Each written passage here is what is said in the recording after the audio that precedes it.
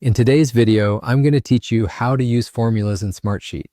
If you want to boost efficiency and get more done, learning how to create and apply formulas is an essential skill.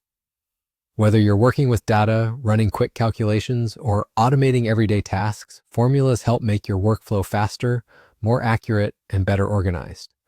Let's start with the basics and build a solid foundation. First, click the cell where you want the result to appear. Selecting the result cell first keeps you focused on where the outcome will go. Then type an equal sign.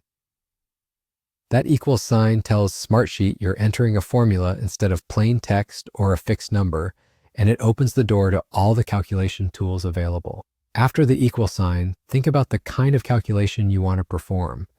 You can do simple math like adding, subtracting, multiplying, or dividing a couple of values, or you can use functions that work across multiple cells and apply logic to your data. For a straightforward example, let's add two values.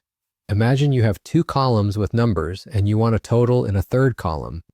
Type the equal sign, click the first cell you want to use, let's call it A1 for this example, add a plus sign, and then click the second cell, B1. Your formula now adds those two values together. When it looks right, press Enter. Smartsheet will immediately calculate and display the result in the cell you selected.